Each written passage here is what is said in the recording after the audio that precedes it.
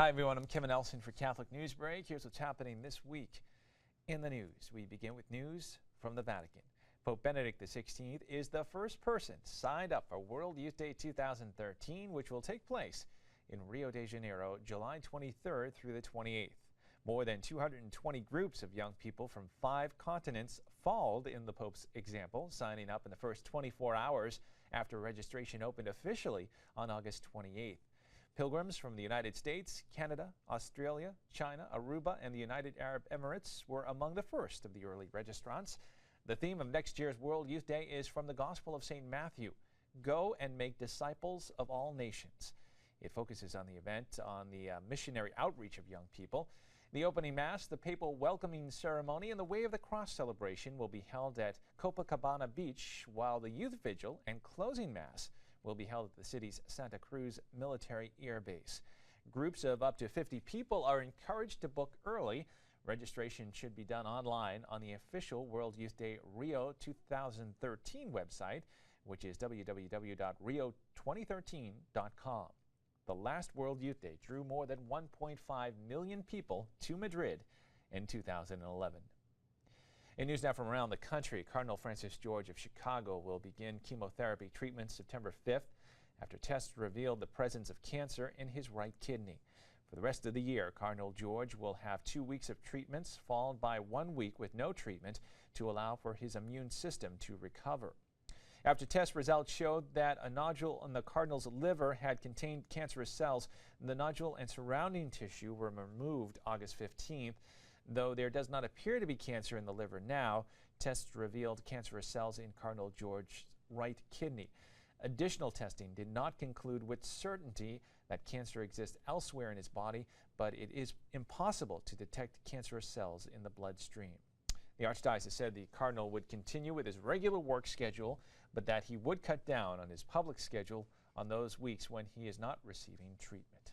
In news from Washington, as the election year rolls on, the candidates have discussed health care, the economy, and job creation. One thing that hasn't been addressed as much is the issue of poverty. Catholic News Service spoke with the Director of Domestic Social Development for the USCCB about poverty in the United States and how important it is that the issue be addressed in the candidates' campaigns.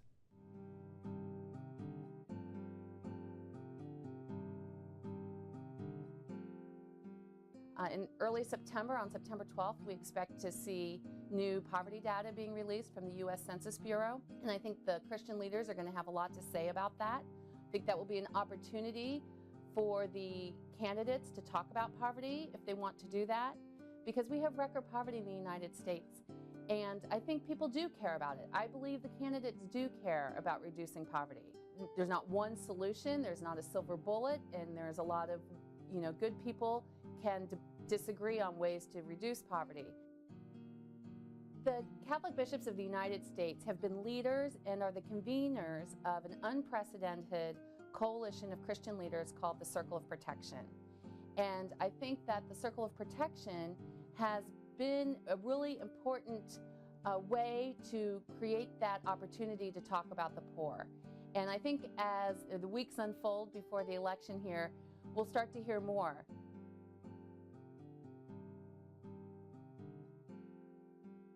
I think we all read these surveys and polls that say, most people see themselves in the middle class, whether they're very wealthy or whether they are very poor, they identify as the middle class. So I'm sure there's some polling firm out there that's telling candidates to be sure to use the phrase middle class.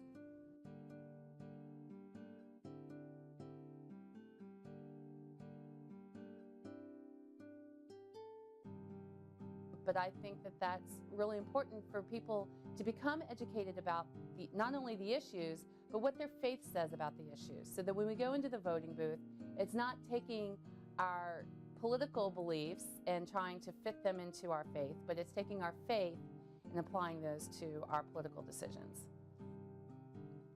And finally, in news from around the country, the executive director of the Washington State Catholic Conference, Dominican Sister Sharon Park, said that a plan to take up a collection in the 43 parishes in the Diocese of Yakima, Washington, to fund a campaign to repeal the state's same-sex marriage law is expected to move forward and will comply with the law. Yakima Bishop Joseph Tyson sent a letter to pastors asking them to announce a special collection in September for Preserve Marriage Washington, a statewide group working to overturn the same-sex marriage law passed in February by the state legislature. Voters will be asked November 6th to accept or reject the law.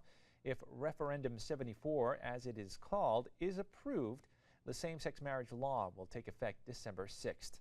September has been designated as Preserve Marriage Month by the 3 dioceses in the state. However, the dioceses of Spokane and Seattle have not announced plans to raise funds for Preserve Marriage Washington.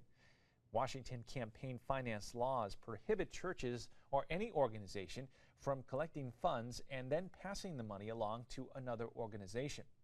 Lori Anderson, Communications and Training Officer for the Public Disclosure Commission, the state election spending watchdog, said the commission has determined the plan established by the diocese was impermissible. A representative of Preserve Marriage Washington said the organization was unaware of any formal complaint and that the group is confident that their fundraising activities comply with the law. Representatives of the organization are expected to be at parishes to collect contributions from individuals. Well, that is all the information we have for you this time. Please stay with Catholic TV for more Catholic news. Until then, I'm Kevin Nelson, and I'll see you next time on Catholic NewsBreak.